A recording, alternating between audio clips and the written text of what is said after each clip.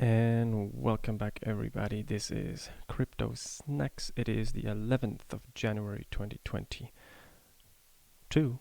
What a beautiful day. So, a friend of mine showed me a video yesterday about a hack that happened to somebody on MetaMask. And while that happened before to several people, the weird thing about this was it happened even though he had his funds on a ledger.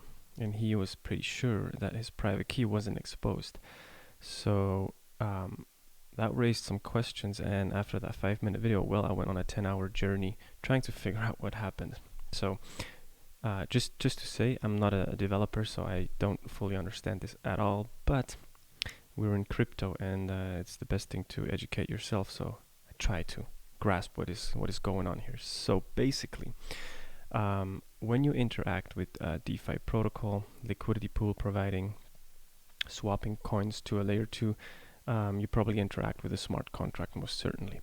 And in order to do that, you have to allow certain things and interact with this smart contract. And most people probably do that through MetaMask. So there's always these windows that pop up, and you have to allow certain things in order to send the funds, etc. So all by all good, but there's certain problems with this. In order to do this, you have to do a transaction on the blockchain, which costs some money. So the thing is, you can, if you send ERC20 tokens, because of their nature of being a smart contract themselves, you cannot directly send tokens to a smart contract while also calling one of its functions. So you would have to do 2 transactions. And you do this with the transfer from function in order to send funds, and so you allow this smart contract to act and send funds for you. So you have to give allowance to the smart contract to transfer those tokens. Now that is a transaction, and it costs some money, right? And the problem with this is, so let's say you go on Uniswap and you want to do trades, but you want to do that several times, or add liquidity, remove liquidity, etc. And you don't always want to approve, because every time you do that, it costs you $50 or more. There's something called an unlimited allowance. Yeah, so instead of just transfer a specific amount, let's say you want to send 100, it says, okay, you can send the unlimited amount, and you just send something back and forth, and you don't have to approve again, which makes it cheaper and it's easier to use because it doesn't always pop up. These windows don't always pop up. But the problem with this is it has unlimited allowance to spend your tokens. So if in case the decentralized application or whatever platform you use is built by malicious people, they can take advantage of this and have done so. So by giving these platforms an unlimited allowance, you do not only expose your deposited funds to these risks, but also the tokens that you're holding safely in your wallet. So because you now approve the unlimited spending, so basically means they can spend your tokens that you hold, that you deposited into the contract, but also that you hold on your wallet without having to have the private key. So that basically means even if you have a ledger, it doesn't really protect your coins anymore. So they could withdraw the coins from your ledger through this deposit from function, where you allowed to have unlimited allowance to spend the tokens. This obviously only happens if it's a malicious contract. So they have been working on this for a long time and talking about what would be possible ways to prevent this from happening. And everything has its drawbacks, etc. I'm not going to go into too much detail here, but there has been, for example, this one project here called Meow, I guess, and Zengo reported such an exploit in a project called Unicats. People could deposit their Uniswap tokens to farm Meow, but to do the deposit, they had to grant this unlimited allowance. When the project inevitably rug pulled, the scammers not only took the deposited funds, but also all the Uniswap tokens that users had in their wallet, even if it was on a hardware wallet. So that's a big problem. Now, how can we prevent? So first of all, buying a ledger or whatever hardware device is a good idea, but it doesn't really prevent you from this hack. So I dug a little bit deeper to understand what actually happens on the code level. Now, I'm not a developer, but I tried to understand as much as possible. And so here was another person that got hacked, that had the coins also on, I think as far as I remember, on a hardware wallet. And it happened with wrapped ETH. And on a sudden, when he tried to withdraw the wrapped ETH, it was 0. So all his money was gone. And then here some people jump in and explain.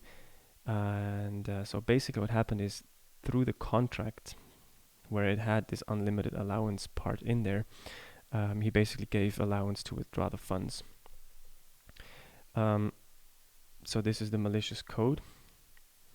And I know it's, so what I know is if this transfer from function is called and there's something malicious in here where it doesn't ask for the private key, but it just allows you to withdraw it to the wallet that the malicious person put in. In this case, it probably was, I don't know, this wallet here. Yeah. So he can just withdraw the coins. And if you are interested here, you can see this is the code in that actual, in this very smart contract if you go to Polygon scan. So this happened on Polygon. And so yeah, his coins are gone, and which is a bummer. So does Ledger wallet protect from unlimited allowance spent?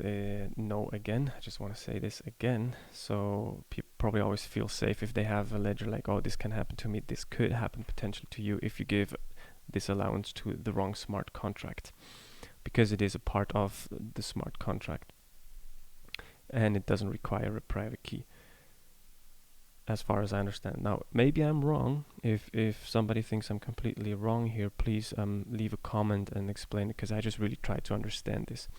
So I checked my own wallets and I had one open on Uniswap, so I'm like wondering, well, what if Uniswap thinks about rug pulling? Now, I trust them, but you never know. So I went a little bit and dug there, and so here this one person says, no person at Uniswap has any access to your funds. When you grant allowance, you are allowing one specific contract to transfer that specific token from your wallet. That one particular Uniswap contract you granted allowance to is the Uniswap router contract.